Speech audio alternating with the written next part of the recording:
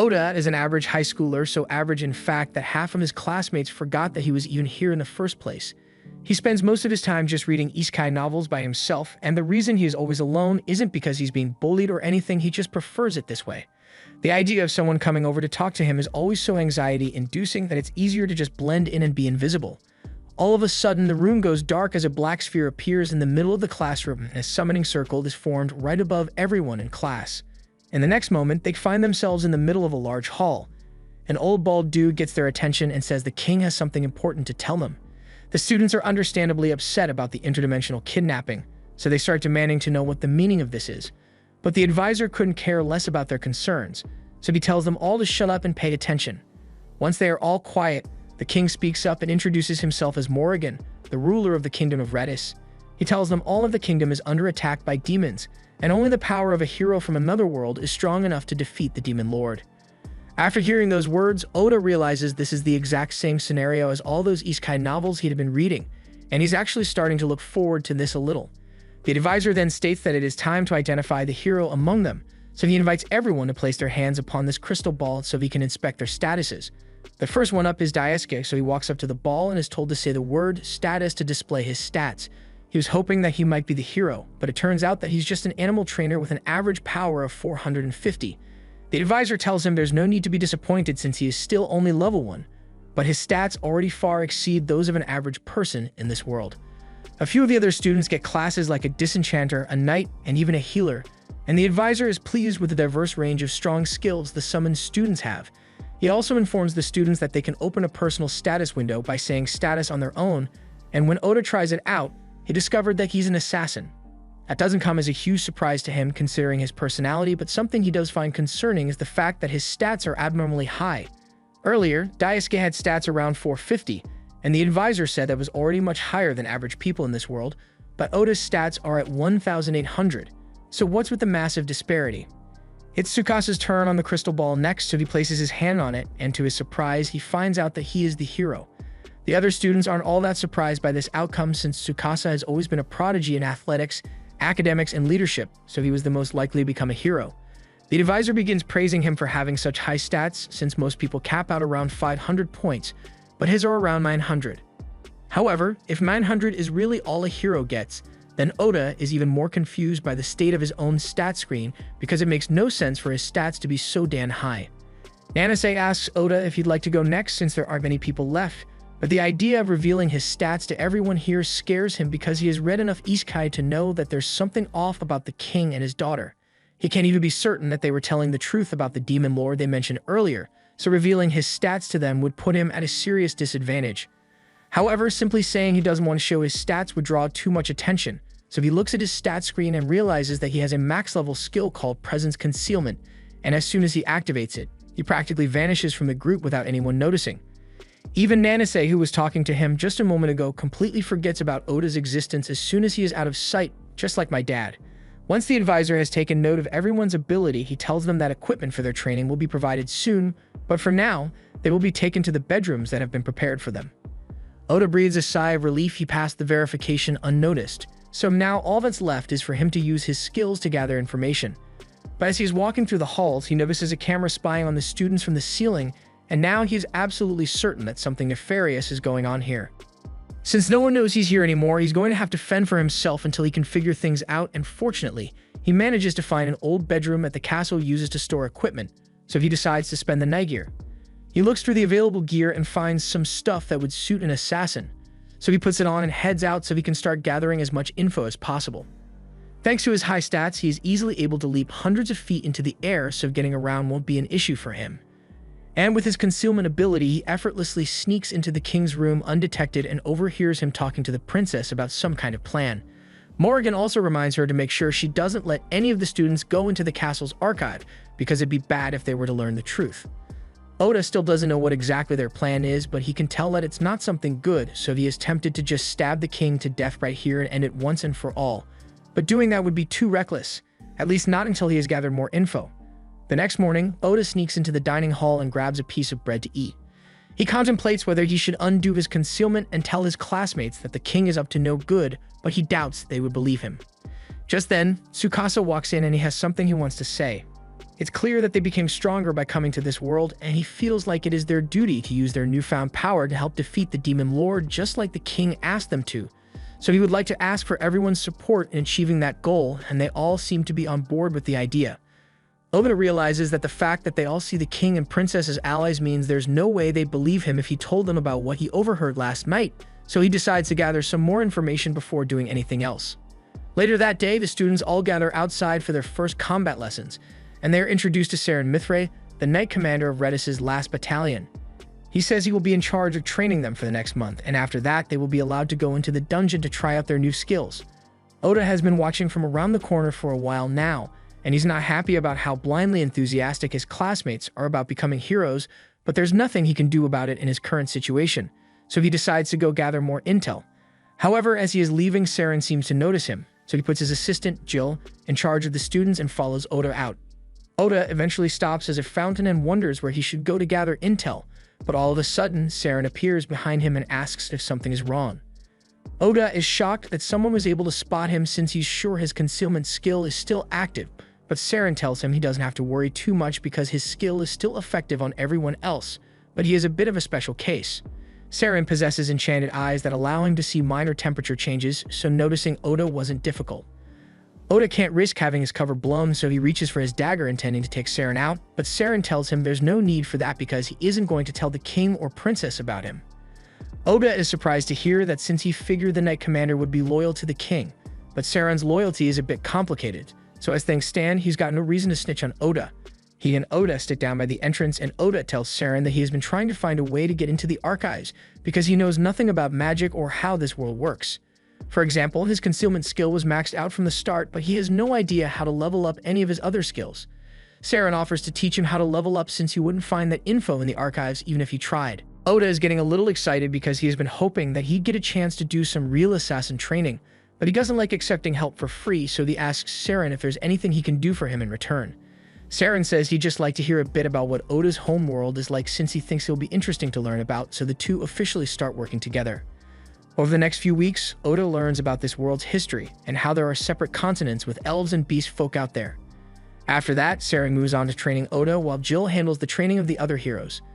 Things have been going well for a while now, but one night Oda comes to meet with Saren because he found a strange book in the castle's archives. Saren already knows what this is about since he was the one who hid that book in there for Oda to find, and it contains details regarding a coup Saren is planning. He says the king is no longer fit to rule this land because he's willing to pay a horrific price for his own personal gain, and that doesn't sit well with Saren or the other knights, but they'd like to keep things as peaceful as possible to avoid unnecessary bloodshed. Oda thinks things would have been a lot easier if he had just killed the king when he had the chance, but Saren tells him he made the right choice by sparing him in the moment. Killing a man is not an easy burden to bear, especially not for a teenager like him. Just because he is an assassin doesn't mean he is obligated to kill, and if he truly intends to return home someday, he should keep his killing to an absolute minimum. Oda appreciates Saren's advice, but he asks him why he has been looking out for him so much even though he stands to gain nothing. Saren says he has high hopes for Oda, and he's not just talking about his stats. When he was first summoned, Oda was the only one who actually thought things through and didn't just go with the flow. Plus, there aren't many who could endure what Oda has been through and come out stronger. Oda gets a little embarrassed since he has lived his entire life being ignored by everyone around him, and this is the first time someone has ever actually praised him so much. Saren is glad it made him happy, but he does have a favor to ask of him since he could really use some help with the planned coup, and Oda says he will consider it. By the end of the month, the training of the heroes is finally over, so it is time for them all to head down into the dungeon. But while they are being paraded through the streets, Oda notices someone who has been glaring at them from the sidelines, and he wonders why she holds such animosity towards the heroes, so he sneaks up behind her to ask. The girl is startled by Oda's sudden appearance, but he assures her that he means no harm. He just wants to know why she seems so hostile towards the heroes when all the other people seem to support them. The girl asks him if he really doesn't know what the kingdom has to sacrifice to summon them here.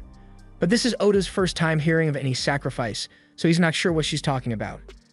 She could have easily told him what it was, but instead she tells Oda he should find out the answer for himself since this won't be the last time they see each other.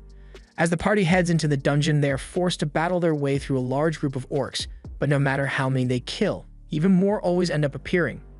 Tsukasa suggests they should all retreat for now, and Saren agrees since they've made enough progress for today, so he uses his divine sword skill to clear a path to the exit and tells everyone to run as fast as they can. However, after walking through the door, they find themselves cornered by even more monsters, so their chances of escaping are looking slim. Just then, Tsukasa remembers that before they came out on this mission, the princess had given him a special smoke bomb which she said would scare monsters away, so he decides to give it a shot and tosses it at the orcs.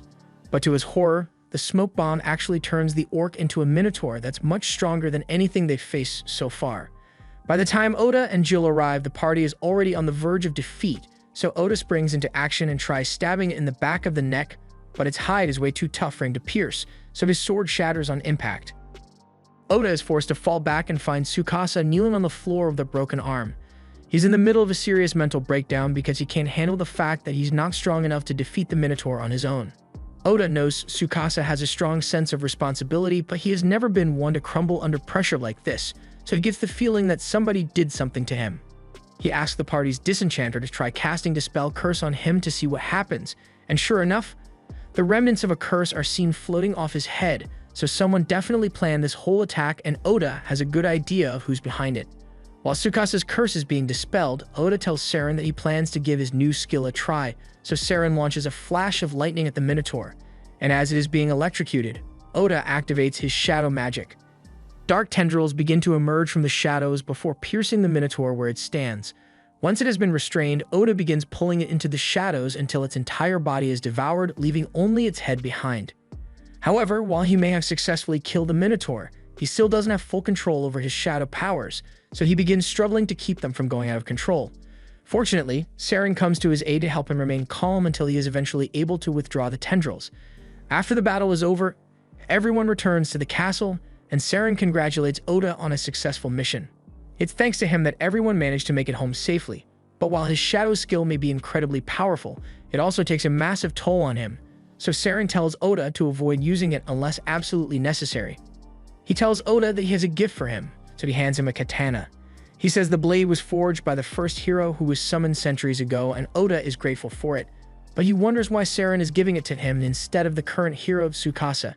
Saren explains that Tsukasa was already given the holy sword to use in battle, plus the king would definitely notice that something was wrong if he saw Tsukasa wielding the katana since Saren kind of stole it from the royal armory. Oda understands, so he accepts the katana, and he thinks it's cool that he gets to use the same sword as the former hero. But speaking of heroes, he recalls that the situation with Tsukasa hasn't gotten any better.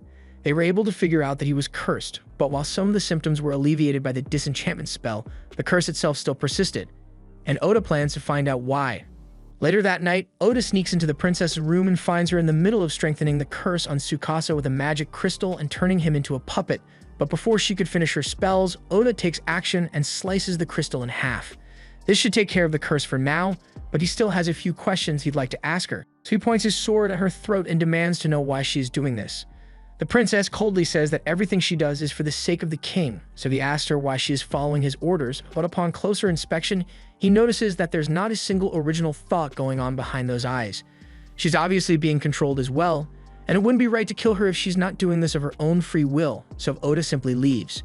However, he probably should have taken her out anyway because as soon as he is gone, she goes into her closet full of cursed crystals for each of his classmates and begins using those instead. A little while later, Oda takes the crystals to Saren and asks if he knows anything about it. Saren has definitely seen these crystals before and he mutters to himself that he can't believe the king hasn't given up on this yet.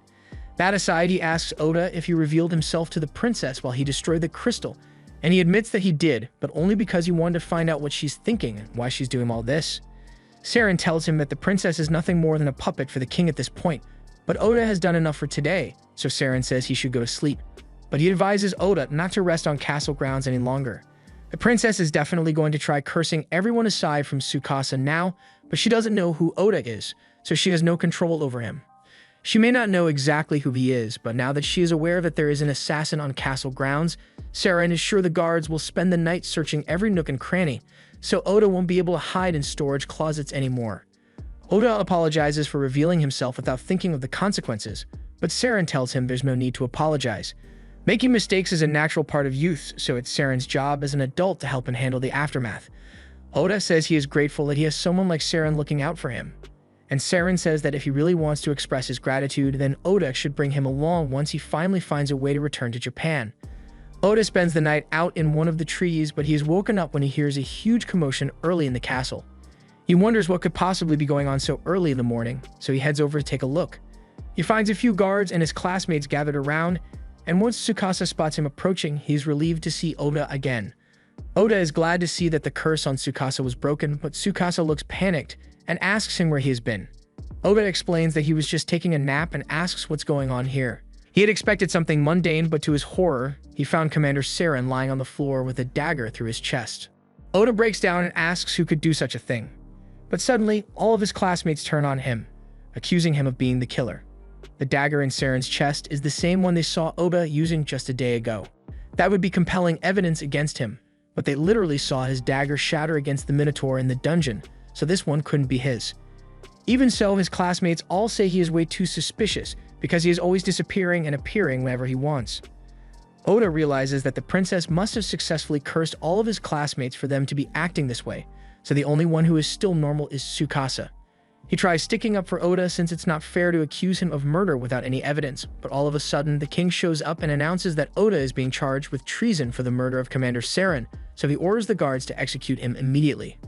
Oda sees a smile flash across the princess's face, and in that moment, he realizes that he is being set up, so no amount of explaining will be enough to get him out of this mess.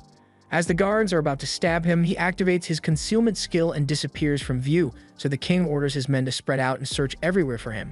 In the meantime, Oda sneaks up next to Jill since he knows he is trustworthy. And once he gets Jill's attention, he is informed that the real culprits behind Saren's death were the king's personal assassins, and now they'll be coming after Oda next, so he is going to have to go on the run. Jill explains that Saren had anticipated something like this happening, so he prepared a bag of supplies ahead of time for Oda to use. Oda thanks Jill for the information, and after gathering the provisions, he leaves the kingdom. That night, the king and princess meet to discuss the plan's progress, and the king is honestly surprised by how easy it was to take out Saren, but it's a good thing the assassins were able to deal with him quickly. The princess has also finished applying curses to all the students aside from Tsukasa, so now they just need some sort of justification to start a war with the nation of the East. The king says the students will be useful pawns for him in the war, and as for the one who managed to get away, he's sure a kid like him wouldn't be able to survive on his own out there, but just to be safe, he tells the princess to send the Night Raven assassins after him. Meanwhile, Oda has just arrived at the dungeon since Saren once told him it's the best place to hide out if you're on the run. Practically no one would bother searching a dungeon just to find you, so it should be safe in there, but water and food are limited, so Oda needs to be careful. Even with Oda's concealment skill, there are still a lot of monsters down there that can detect him with their heightened smell or hearing, but as Oda's assassin class levels up, he will eventually be able to mask his scent, the sound of his footsteps, and even his heat signature until he becomes truly undetectable. There are bosses every 10 levels, and once you enter a boss room, you won't be able to leave unless you kill the boss, so going in alone is a risky gamble, but it's not like he has much of a choice if he wants to progress further. As soon as he steps inside, he is immediately confronted by a chimera, and while he is able to dodge its strikes at first, he gets caught off guard when its snake tail starts spitting venom, so he gets hit in the leg. As a result of the damage, he can't move as fast as he did before, so the chimera is able to pierce his back with its claws. But just as it was about to finish him off, Oda decided to use his trump card and cast shadow magic to completely obliterate the chimera. He successfully defeated the first dungeon boss, but the injuries he suffered, combined with the exhaustion from using the shadow skill, left him in critical condition. The shadow skill recognizes that there's a risk of its master dying, so while Oda is still unconscious, it automatically switches from attack to recovery mode and begins healing his wounds. Meanwhile, back at the castle, Tsukasa has just asked everyone to leave the castle with him. They ask if he's saying he wants to go hunt the Demon King right now, and that sounds like a good excuse, so Tsukasa goes with that, but his classmates all tell him to shut up and sit back down because they aren't going anywhere. He realizes that their behavior must be an effect of the curse that Saren told him about before he was killed, and if it's true that all of his classmates are being mind-controlled, then he's just going to have to leave on his own. However, to his surprise, a few of his classmates actually do agree to leave with him, and a few hours later, they are all standing outside the city limits. They are surprised that they managed to get out so easily, but it makes sense since their excuse was that they wanted to fight the Demon Lord, and it wouldn't make sense for the king to stop them from completing their mission. That aside, Tsukasa wonders why the others chose to join him when everyone else refused to even consider it, so Yuki tells him that she doesn't think anyone here is currently afflicted by the princess's curse. Asakina adds that he thinks his actions might have played a part in breaking them free from the curse, since even though he's not sure why he did it, He has fuzzy memories of himself sneaking into the princess's room and shattering a bunch of crystals in there. We later find out that Jill was the one responsible for it because he used his manipulation skill to take control of Asagina's body in order to undo the curse. And even if he was only able to break a few of the students free, he is glad he managed to fulfill Seren's last wish. As the group leaves the kingdom, Asagina thinks to himself that he needs to find a way to reconnect with Oda somehow. He wishes he had tried to find him while he was still staying hidden within the castle, and regardless of the fact that he was cursed, he feels terrible about not standing up for his friend. Most people in class never really spoke to Oda much, but one day, while walking home from school, Asakina happened to run into Oda while he was working a construction job. This was the first time they had met outside school, so Oda asked him to keep his job a secret since he didn't want his little sister to find out about it. Asakina promised to keep the secret since he knows what it's like to look after a little sister. And it just so happened that both of their sisters were best friends, so they had a good laugh about the coincidence. Meanwhile, down in the dungeon, Oda has just regained consciousness, and for some reason he recalls having a dream about the day he met Asakina. He really hopes Asakina is doing alright, and he is just as worried about his mom and sister back in Japan, but after he is done worrying, he suddenly comes to the realization that he isn't in excruciating pain even though he got his back clawed out by the Chimera. He calls out for his status screen, and from what he can see, his stats went up a lot from defeating the Chimera, but that doesn't explain why his HP is almost full despite all the damage he took in that fight. He also notices that his shadow magic skill is now level 3, and he doesn't understand how it could have gone up so much after he only used it once, but he has no time to think about it. Therefore, he decides to keep moving. Further down in the dungeon, he ends up running into a giant slime, and after cutting it open, he finds a pretty elf girl inside. He thinks this is the perfect opportunity to try out one of the new skills he got from leveling up, the World's Eye. He activates the skill, and all at once, every bit of information about the girl's life comes flooding into Oda's mind, but it's way too overwhelming for him to process it all, so he cancels the skill halfway. The girl barely has 2% of her HP left, so Oda carries her up to the 69th floor and sets her down by a pool of water so she can rest. She later wakes up and Oda hands her some water to drink to make her feel better. He tells Amelia she should get some more sleep so she can recover properly, but she says she's too hungry to sleep, so he makes her a bowl of porridge. The girl is grateful for the food and starts eating right away. After she's done eating, she asks Oda how she got here since she remembers being further down in the dungeon, and he explains that this was the closest watering hole, so he carried her up. She's surprised that he went out of his way to look after her even though they've never met before, because that's the nicest thing anyone has ever done for her. A few hours later, Amelia is back to full strength, and she and Oda have made it all the way down to the 80th floor, but Oda wonders why she is following him since he assumed that she would want to return to the surface as soon as possible. Amelia tells him she came down here to clear the dungeon just like him, so she's not leaving until she has accomplished her goal. The two make their way into the floor boss room, and the second they set foot inside, they are attacked by a dragon. They both jump out of the way, and Amelia uses gravity magic to weigh the dragon down while Oda goes for a finishing blow. However, the dragon was somehow able to locate him and swats Oda out of the air. Amelia tells him that the dragon is probably tracking his mana signature, so he should diffuse it into the surroundings, but Oda has no idea how to do that, so he does the next best thing and uses pure mana to launch an attack at the dragon before stabbing it to death through the eyes. The dragon falls to the ground defeated, but Amelia is confused by what Oda just did, so he explains that he didn't know how to diffuse his mana into the surroundings, so he just used the surrounding mana to attack instead. Amelia is shocked to learn that he is capable of such a thing, but before she could ask for more information, the dragon corpse suddenly begins glowing. After a few seconds, the dragon turns into a cat, but they are still wary of it, so Amelia scans its status and finds out that it's a shapeshifter, not a real dragon. That explains why they were able to defeat it so easily, since a real dragon would have mopped the floor with them in a fight. All of a sudden, the cat wakes up and it starts complaining about how humiliating it is that she lost to a human. Oda is surprised to hear the cat talking since he didn't know monsters could speak, but the cat scoffs and tells him she's no ordinary monster. She was personally created by the Demon Lord and bestowed high intelligence, so she is much more sophisticated than a regular monster. She just wanted to have a little fun by role-playing as a dragon, but she took it too far and it cost her the fight. She tells Oda that he is free to kill her if he wants, but first, she has a message from the Demon Lord that she needs to relay to him. The message is basically inviting Oda to visit the Demon Lord's castle, but Oda doesn't understand why the Demon Lord would want to see him, or how he even knows of Oda's existence in the first place. The cat tells him she's just as clueless as he is when it comes to the Demon Lord's plans, but her duty is done, so she lies down on the ground and tells Oda he can start killing her now. Oda tells her he's not going to do that because while the cat may be a demon, he doesn't necessarily think she's evil. Plus, he has a soft spot for cats, so he'd rather avoid brutally murdering one. The cat reminds him that the boss's room doors won't open unless someone dies, and she doubts he want to spend the rest of his life trapped, but Oda insists that he will find another way. Amelia speaks up and mentions that there might be a workaround for this, since if Oda were to make the cat his familiar, then she would no longer count as the floor boss and the doors would open. However, there's a catch. The pact ritual requires extremely precise mana control, and if Oda messes it up, there's a chance that both he and the cat could perish. Oda doesn't even flinch and says he's fine with the risk. But that makes no sense to Amelia, so she asks him why he is so willing to die over a cat he just met. He says it's just something he decided to do, so he's going to see it through to the end, and the cat really doesn't care either way, so she tells Oda he's free to do whatever he wants. Oda asks Amelia to explain how the ritual is meant to be performed, so she tells him that first she needs to give the cat a name.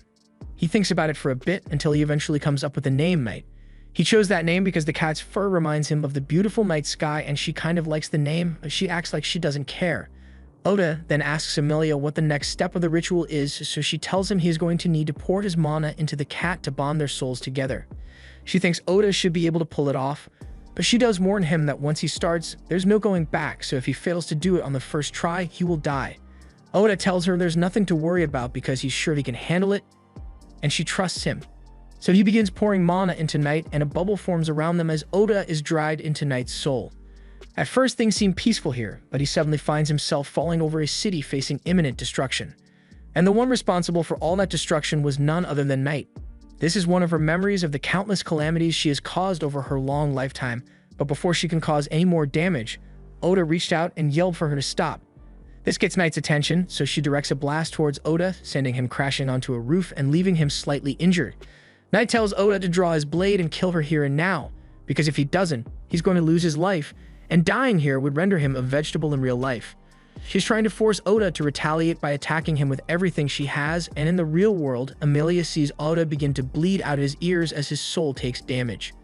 Back in the soul world, Oda begins charging straight for Night, but just when she thought he was about to strike her down, he instead let himself be impaled on her claws because he doesn't want to kill her. Night doesn't understand what Oda is trying to pull here since all he had to do to survive was end her life, but he says that's not good enough for him. He knows Night doesn't really want to kill him, or anyone for that matter, but be that as it may, Night says it doesn't matter because she's a monster. Oda says there's no rule saying she needs to kill humans just because she's a monster, but Night tells him it's a primal instinct. Oda can tell that Night hates living like this, so he tells her that as long as she's with him, he's going to take care of her, so her days of senseless destruction are over. This finally gets through to Night, so she decides to trust Oda and settles down in his arms.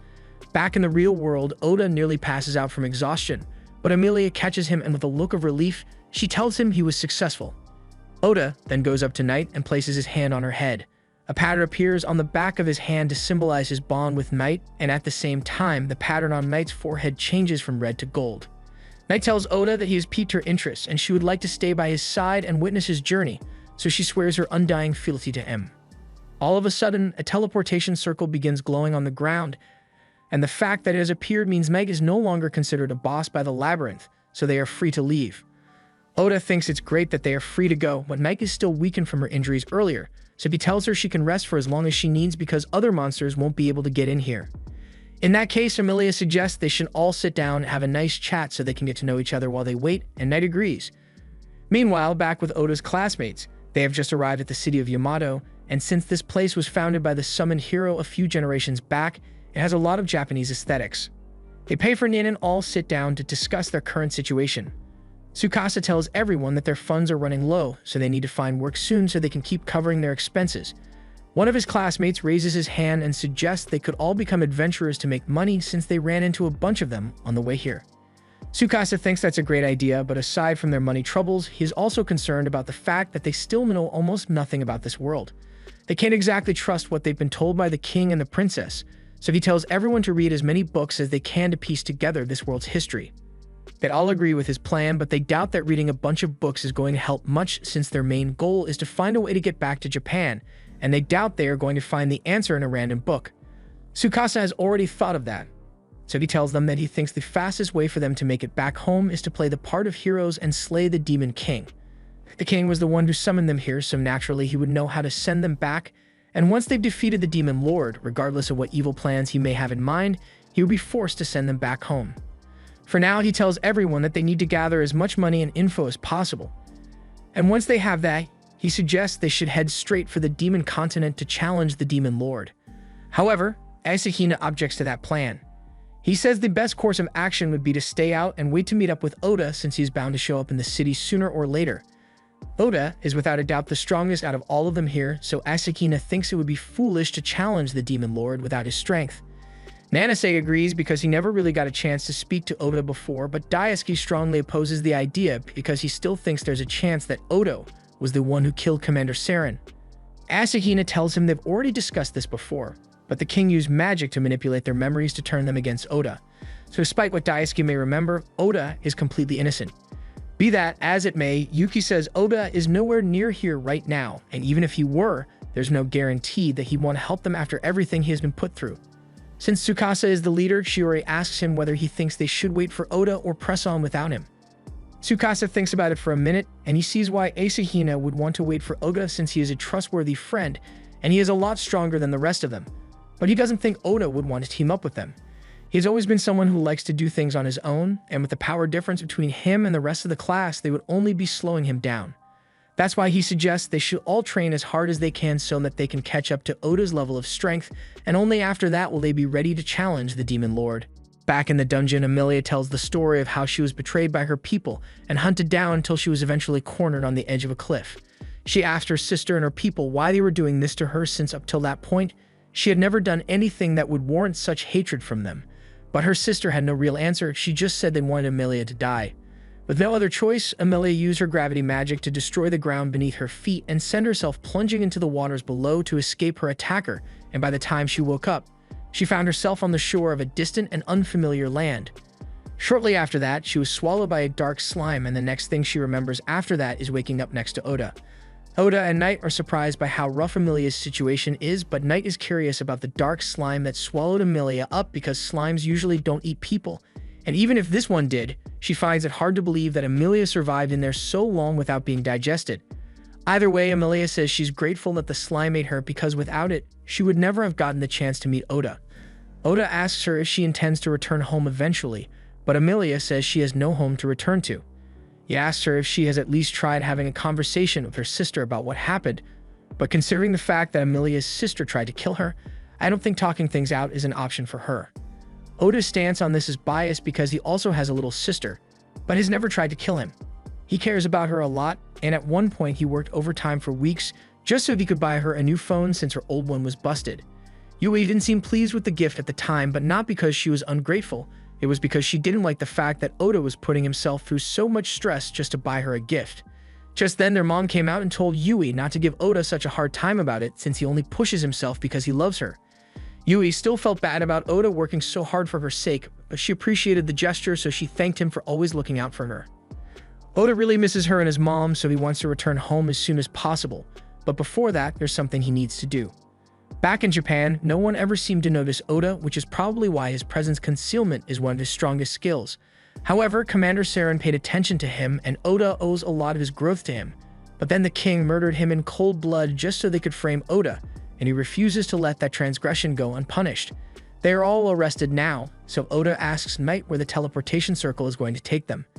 Unfortunately, she says she has no idea since there are only a few demons in the world who are capable of manipulating teleportation circles, and she isn't one of them.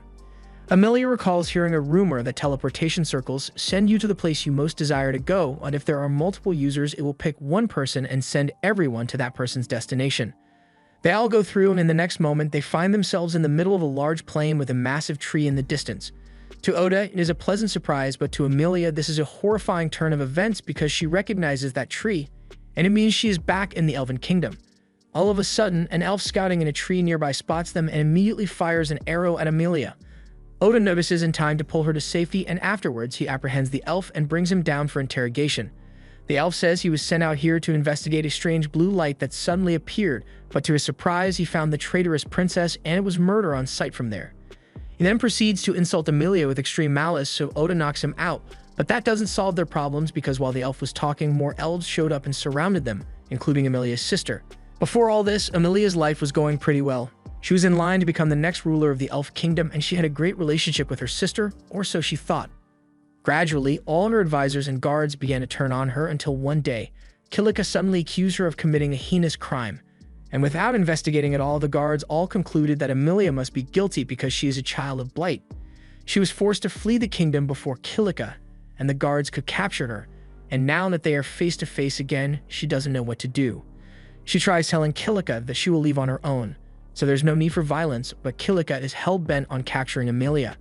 However, before Kilika could do anything, Oda steps in front of Amelia to protect her. Kilika asks Oda who he thinks he is to be interfering in the matters of elves, but he says he met Amelia a day ago and he happens to like her, so he won't let Kilika speak to her like that. He also noticed that Kilika keeps referring to Amelia as a criminal, so he asks what crime she actually committed, and to that, Kilika rolls down her sleeve to reveal a large bruise that runs all the way across her arm. She tells Oda that Amelia once poisoned her with a vial disguised as a potion, and even for a member of the royal family, harming another royal is completely unforgivable. Amelia defends herself and says what she gave Kilika really was a potion, but Kilika says no one is ever going to believe that. She then walks up to Oda and looks him right in the eyes. Amelia immediately realizes what Kilika is trying to do, so she warns Oda to get away from her, but it's already too late. Kilika laughs and declares that her mesmerized skill is already active, so Oda's heart now belongs to her, and that means Amelia has no more allies.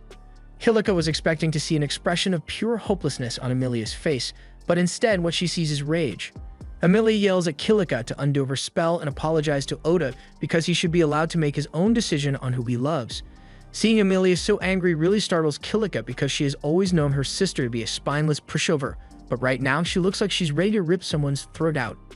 Just then, Oda speaks up and tells Amelia to calm down because he's not under the control of any spell, and that's because mental type skills like Mesmerize only work effectively on people who are weaker than you. Kilika refuses to believe that a bumpkin like Oda is actually stronger than her, and he doesn't really care what she thinks of him. But he does care about what people think of Amelia, so he tells Kilika that she's going to have to dismiss the false charges she brought against Amelia. Kilika asks what makes him think the charges are false, so Oda explains that he knows Amelia isn't the kind of person who would stoop as low as to poison a family member. Kilika realizes she isn't going to be able to convince Oda to hand Amelia over, so she orders all her guards to kill him immediately. However, before they could attack, the king of the elf nation shows up, and he orders them to put their weapons down. Kilika is shocked to see him here since he was supposed to be away on an inspection trip for the next few months, but he says something came up, so he returned earlier than expected. He demands to know what Kilika is doing out here, and before she can say anything, all the guards come to her defense and tell the king she did nothing wrong. The king immediately realizes that she must have used her mesmerized skill to put the guards under her control, so he orders her to release them at once, and then she walks over to Amelia to apologize. He has no idea what her sister must have put her through, but he assures her that Kilika will be punished for her actions. After that, he turns to Oda and orders him to leave immediately because there's no reason for a human to be on elf land.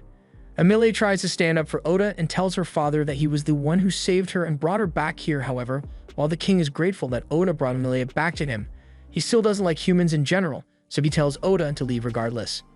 In that case, Amelia says she's going to leave as well, but the king becomes angry and says there's no way he would let that happen. Amelia is the only one he trusts to rule the kingdom once he is gone, so he won't let her leave, but Oda tells him it's Amelia's choice to make. The king orders Oda to stay out of this because it's none of his business, but Oda isn't one of the king's subjects, so he has no reason to obey those commands. In fact, he says he is more than willing to make the king listen to him with force, and judging by what Oda did to Liam on the floor over there, the king can tell that he's not bluffing.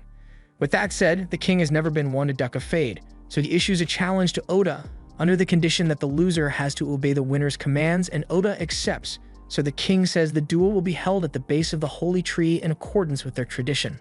As they walk toward the tree, Amelia apologizes to Oda for dragging him into this mess, but he says there's nothing to apologize for because he's the one who chose to get himself involved. Changing topics, he recalls Kilika referring to Amelia as a child of blight, so he asks her what that's all about.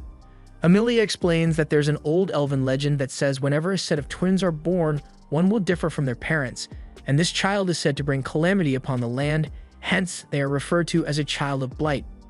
People used to kill the odd twin at birth because of this, and Knight is surprised to hear that elves still believe it despite the fact that the legend was proven to be mere superstition long ago. Amelia says it usually isn't an issue anymore, but Kilika has been bringing it up a lot lately since her eye and hair color are different from that of the rest of her family. It's pretty obvious that Kilika was just using that as an excuse to alienate Amelia, and personally Oda says he thinks Amelia's hair and eyes are beautiful. They eventually arrive at the holy tree, and since Kilika was the one who started this whole mess, she will be facing Oda in the duel. Before the match begins, Oda decides that he won't use his concealment skill since there would be no point in winning unless everyone clearly sees him do it. Amelia warns Oda that Kilika is the strongest swordsman among the elves, so facing her won't be easy, and he needs to be careful. Oda notices that Amelia seems to hold Kilika in high regard in spite of everything that has happened, so she explains that they used to be really close when they were little, and no matter what she does, Amelia will always see Kilika as her dear sister. As the match begins, Kilika draws her sword, but Oda chooses to fight with his sword still in its sheath. Kilika asks if he's trying to mock her by not taking the fight seriously, but Oda simply says he doesn't want to risk accidentally killing her during their fight. As soon as the match begins, Kilika charges at Oda and launches a succession of precise strikes aimed at his vitals, but Oda is able to dodge them all. He admits that Kilika certainly lives up to the title of strongest swordsman, but he is simply too fast for her, so he is able to slip past her attacks and shove her away. He tells Kilika to just surrender before she gets herself hurt, but she refuses to be looked down upon and activates her trump card. A torrent of wind begins to surround her blade as she sends a violent gust in Oda's direction. He has never seen anything like it before, so it catches him off guard for a moment, but he eventually manages to sidestep the blast. Mag recognizes Kilika's technique as buff magic, and Amelia explains that she is the only elf capable of using it, so she is trained with it to the point of near perfection. She is able to launch powerful wind attacks at will, so Oda is forced to run around a lot to avoid getting hit.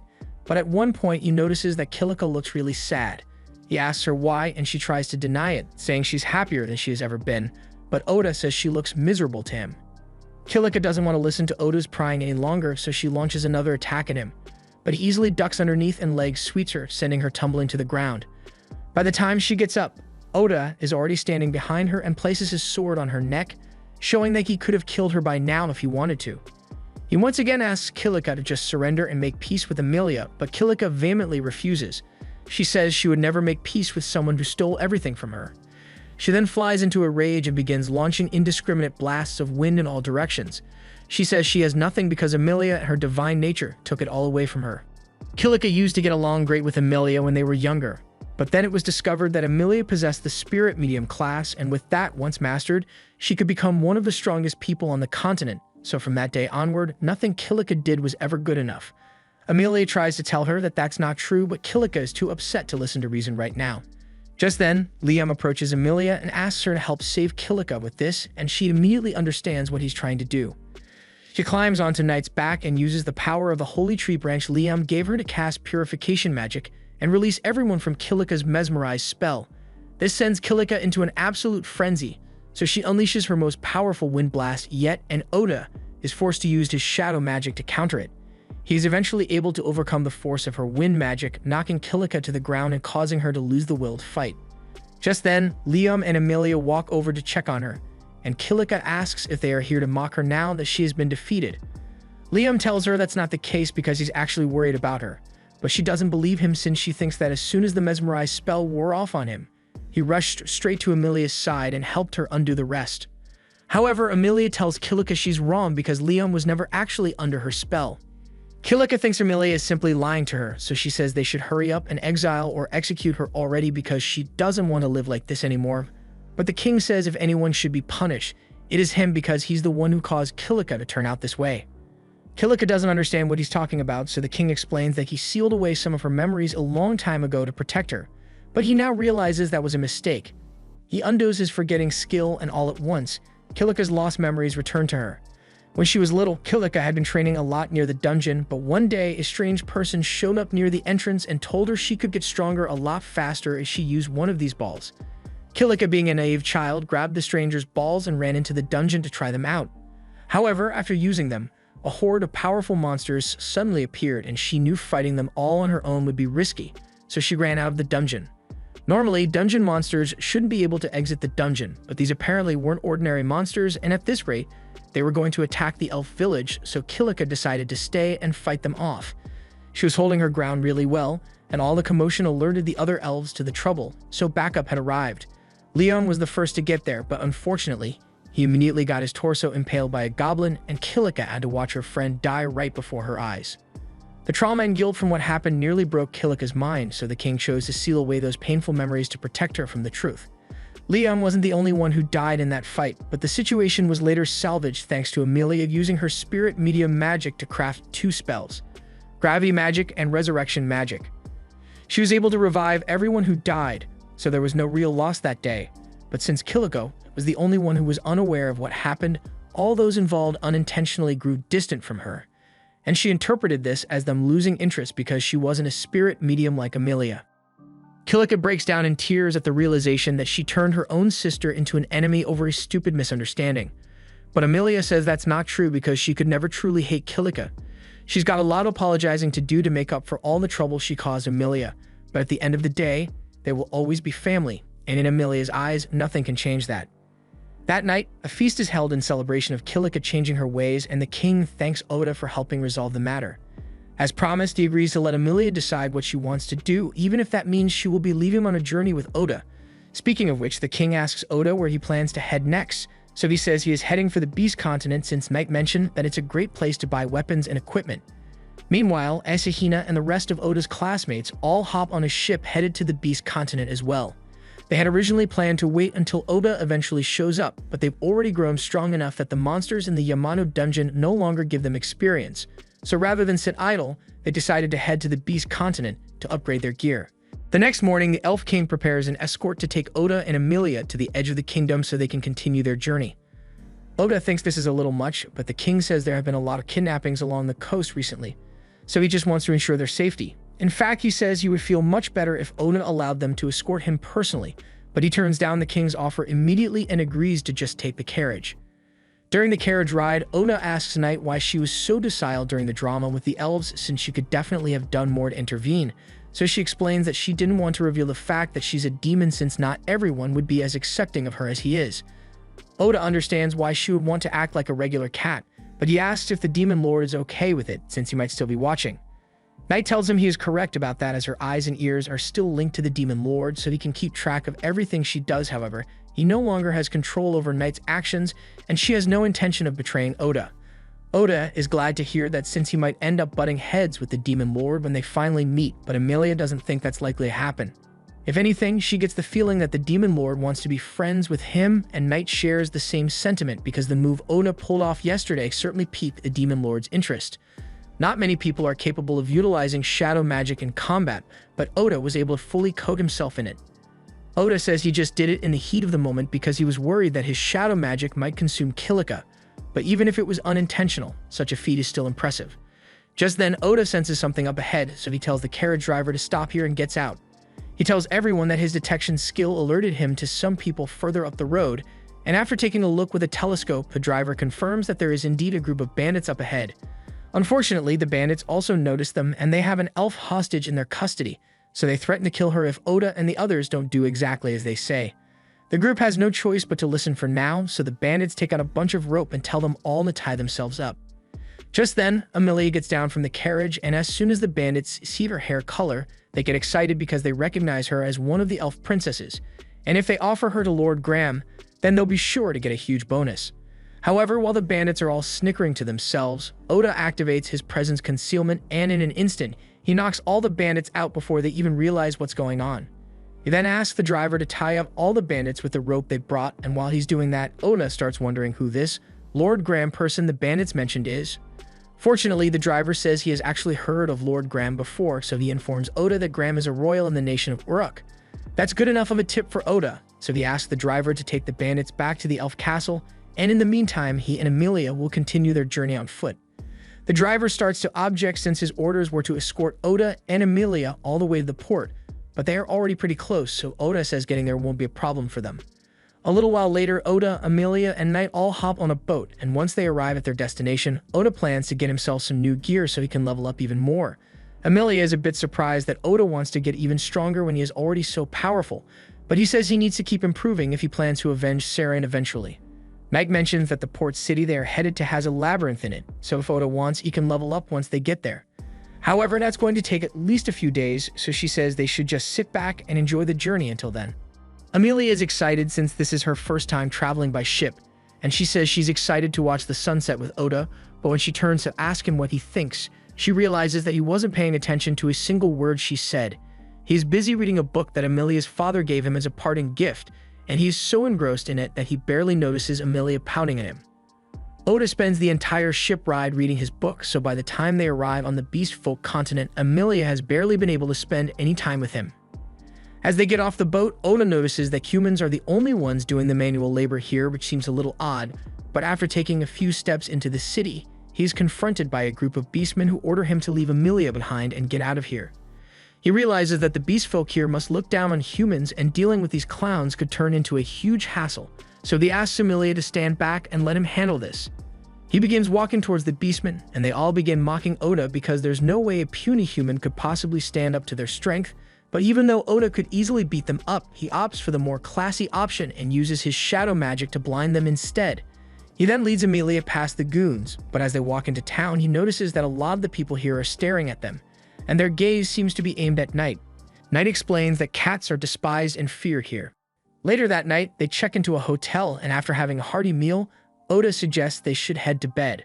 The room has 2 beds, but with a flushed face, Amelia says they are so big that she and Oda could probably just share one.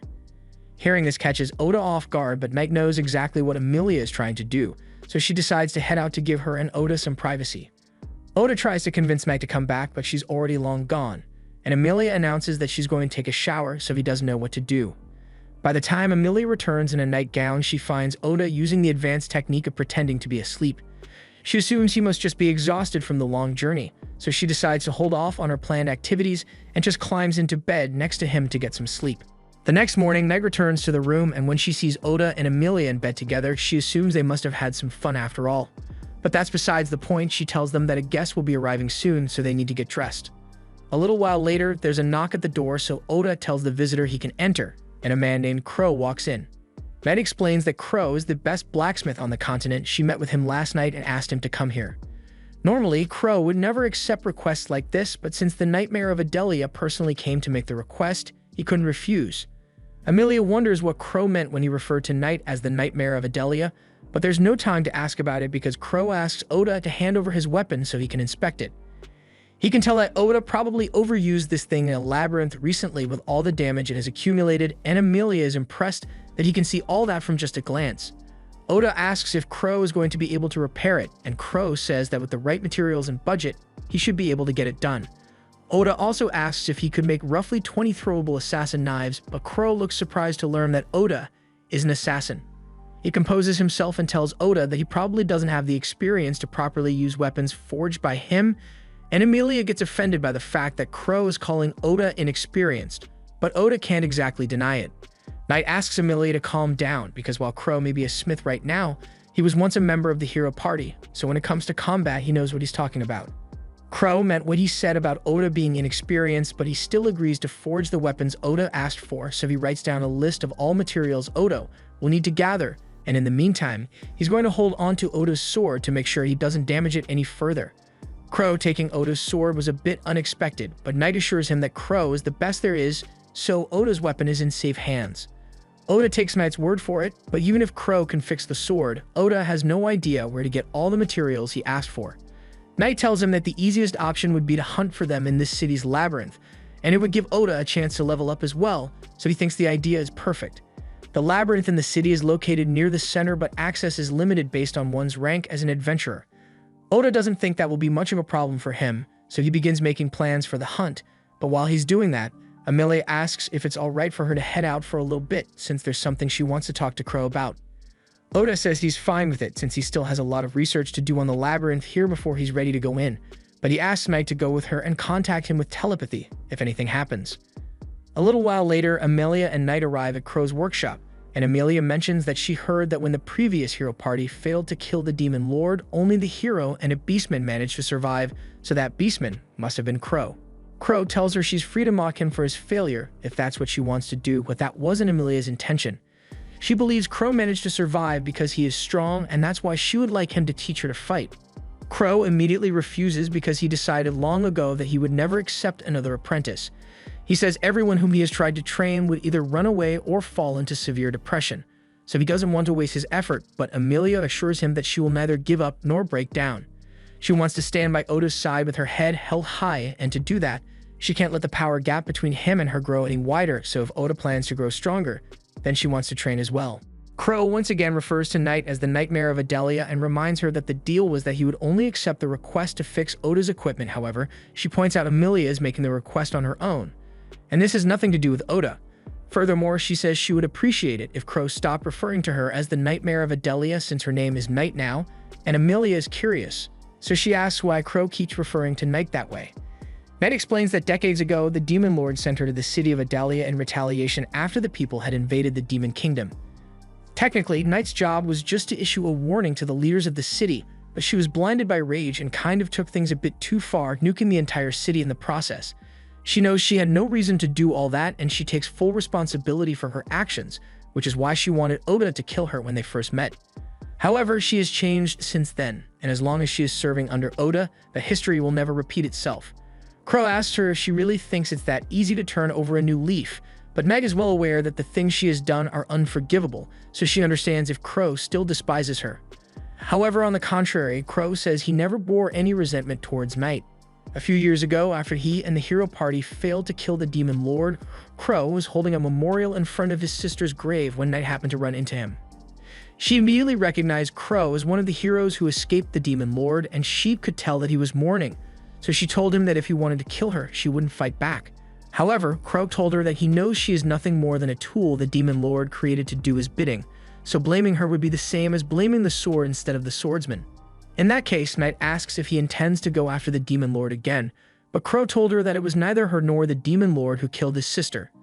After Knight's attack, Crow's sister had been trying to help the people trapped under the rubble. However, at the same time, a nobleman was desperately trying to flee the city, and since Crow's sister was in the way, he decided to blast her to ashes instead of just going around. That's the man who took his sister from him. So Crow swore that if he was going to take revenge on anyone, it would be Lord Graham. However, he never ended up going through with it because he knew his gentle sister wouldn't want him to go down that path. Just then, Amelia speaks up and basically calls Crow a bitch for being too cowardly to take revenge for his sister. He just fabricated the idea that his sister wouldn't want this to justify running away from reality, and Amelia understands what he's going through better than anyone. She spent a lot of time lying to herself, claiming it was all for the sake of her sister, but Oda opened her eyes to how wrong she was about the situation. Amelia's words really struck a chord with Crow, and he needs some time to process his emotions, so he asks Amelia and Knight to leave him alone for today.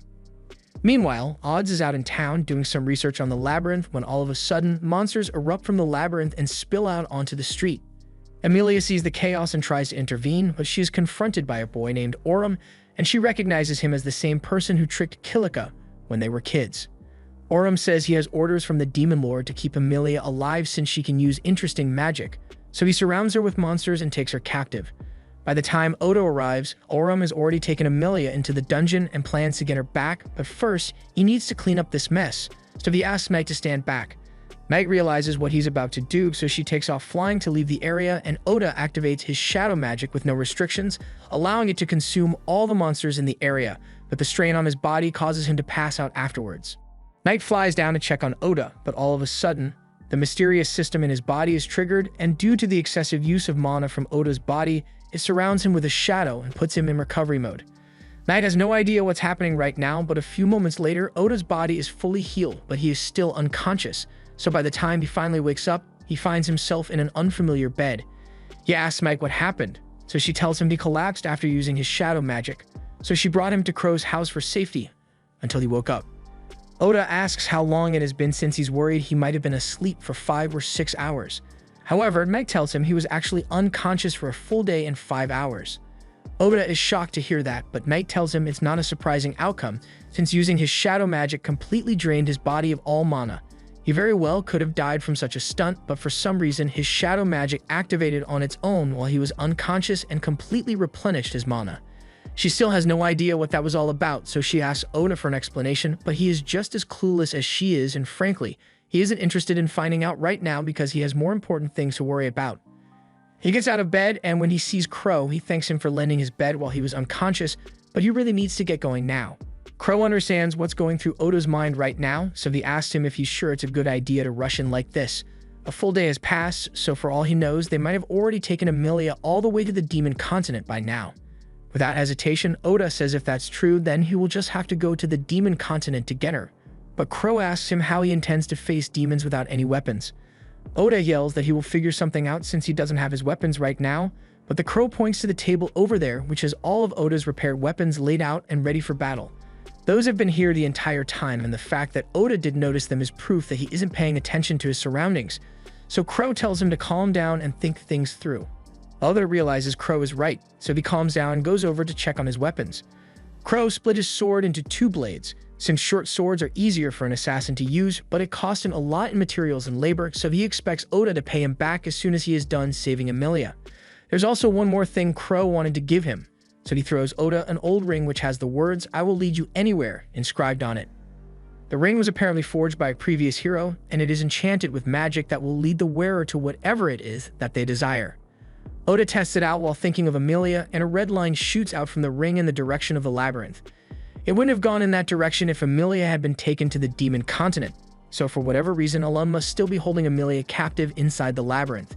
He isn't sure where in the labyrinth exactly, but knowing that Emilia is still in there is good enough for Oda, so he puts on his equipment and heads out the door with Knight. As they are heading towards the labyrinth, Knight asks Oda to please refrain from pulling stunts like what he did the other day. Oda apologizes since he now remembers that if he dies, Knight also dies, and he should have taken that into account before using such a risky move, so he promises to be smarter about things like that in the future. Meanwhile, deep in the labyrinth, Alum has placed Emilia on some broken pillars, and he is pleased with how well things have been going so far. He tells her demons like him have magic that allows them to control monsters, but he has never had a chance to try it on a humanoid species before, so he was excited to see what effect it would have on her. It turns out he can't control Emilia, but the spell did immobilize her, so that makes it easy for him to keep her under control. With a strained voice, Emilia asks him why they are still in the labyrinth, and Alum is bored, so he decides to sit down and talk to her for a little bit. He explains that only second-rate demons are capable of using teleportation magic, and he's only a third-rate demon, so he has to wait for his boss to get here before they can teleport Emilia back with them. Emilia asks where exactly he intends to teleport her, but Alum says he has no idea, and he assures her that he isn't lying.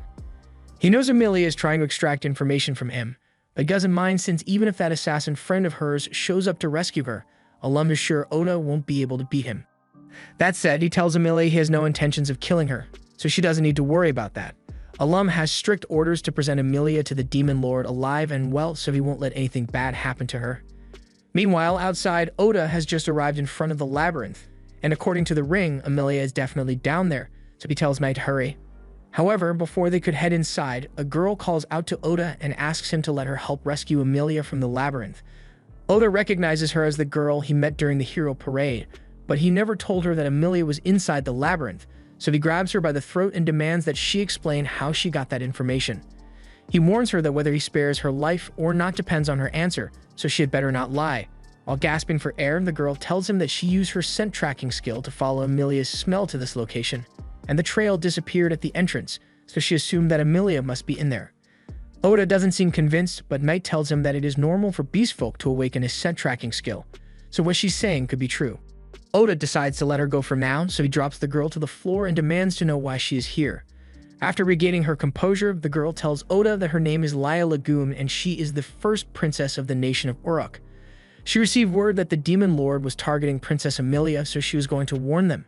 If that's the case, then Oda asks why she didn't warn him as soon as he and Emilia arrived in town, but she says she wasn't sure they would believe her without proof, so she planned to investigate and find more evidence, but by then, the demons had already attacked. Oda can't tell whether Leia is telling the truth or not, so he decides to use his scan skill to check. From what he sees, you can tell that Leia isn't lying, but he does notice a peculiar skill in her stat window, so he asks her what her spirit barrier skill does. Leia asks how Oda knows about her skill, but he tells her he's the one asking questions here, so she explains that normal barriers can usually only be used in one spot, but her spirit barrier can be applied to moving objects. Oda asks if that means she can apply barriers to people, and Leia confirms it, so he thinks she would be a useful asset in saving Emilia. Leia also tells him that the Demon Lord is after Emilia because he wants to get his hands on her resurrection magic, and after hearing that, Oda realizes how serious the situation is, so he tells Leia to get on Knight with him because there's no time to waste. Meanwhile, down in the labyrinth, Alum has just told Emilia that the Demon Lord is after her resurrection magic, but she doesn't understand why. Demons already have practically infinite lifespans and they don't die easily. they'd have no real use for resurrection magic. Personally, Alum doesn't understand it either, since resurrection magic doesn't work on people who have been dead for too long, and once it has been used, you can't use it again for several days, so its applications are pretty limited. Amelia is surprised that Alum knows so much about her resurrection magic, but he changes the subject and points out that once he kills Oda, Amelia won't be able to revive him since she already used her magic to revive herself after that fatal blow she took. He's really excited to see what kind of expression Amelia makes when she sees Oda's lifeless body hit the floor, and he wonders if it will be as good as the look of horror he saw on Kilika's face back then. Back on the surface, on their way into the dungeon, Oda asks Leia what she was doing in the kingdom of Regis when he first met her, so she explains that her family was abducted by black slime, so she was looking for them there. Oda is surprised to hear that a black slime kidnapped Leia's family, since Amelia also had an encounter with a black slime, but he doesn't know if those two events are related. Leia goes on to state that she was adopted by the royal family of Uruk, but before that, she used to live in a remote village. One day, a black slime suddenly appeared, and even though slimes are usually monsters that can be taken down with one hit, this one swallowed up Leia's father, mother, little brother, and all the villagers in a single day. No ordinary slime could have done that, so she is sure that someone modified it and released it into the wild. After everyone Leia knew had been taken by the slime, the royal family offered to adopt her since they saw value in her skills as a protector, so she accepted and soon became Uruk's princess. She used her authority to look into the slime incident, and the trail ended up leading her to Redis, which is where she met Oda the first time. During her search, she found out that her village wasn't the only one that was attacked, and that a large number of humans, beast folk, and a few elves had gone missing in similar incidents. Their lives were consumed as part of a summoning ritual, and Leia later found out that the ritual in question was the one that summoned the heroes. So she was watching the parade that day to get a good look at the faces of the people her family was sacrificed for.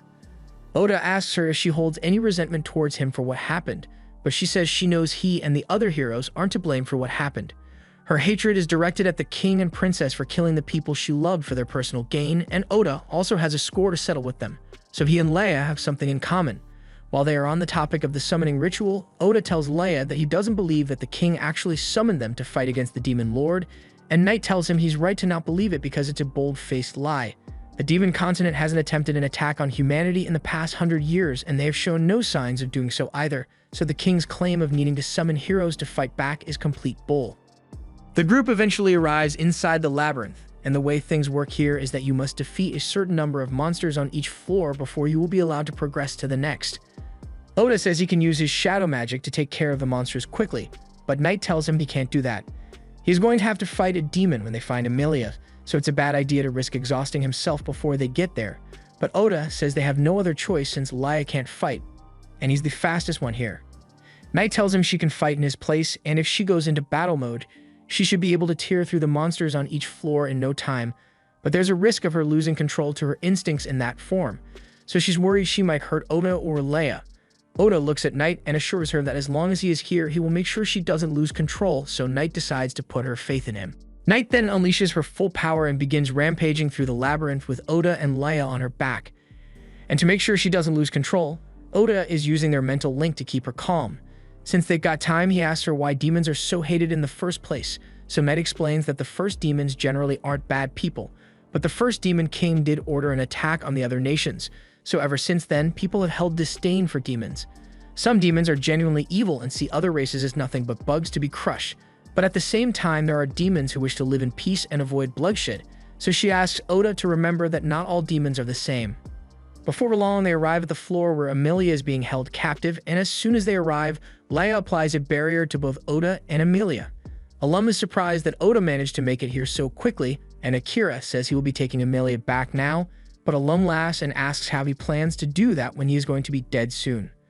Oda immediately tries to blindside Alum, but his attack is parried and Alum begins pushing him back and occasionally stabbing his limbs. It is clear that he is toying with Oda because he knows he is much stronger than him. But Oda still has one trick left up his sleeve. He activates his shadow magic and uses the blood stains on the ground to summon shadow beasts to aid him in battle. Alum wasn't expecting this, so he is quickly overwhelmed by the beasts, and that gives Oda a chance to get close while his guard is down and slash both his arms and legs, leaving him severely wounded. As a last-ditch effort, Alum used his magic to summon the labyrinth monsters he had control over to attack Oda while he was recovering from the backlash of using shadow magic. Alea cast an inverted spirit barrier around him before the monsters attacked, redirecting their blasts back at them. Now, Alum had no cards left to play, so he was completely at Oda's mercy. But even though Oda knew that the smart thing to do was to kill him, he couldn't bring himself to do it because Alum looked so similar to a human. He ended up hesitating for so long that Alum's boss had time to show up, and he has no idea what to do now because if he was struggling so much against Alum, who's a third-grade demon, there's no way he can handle a second-grade one. This was the end of episode 6. Subscribe to not miss the next part.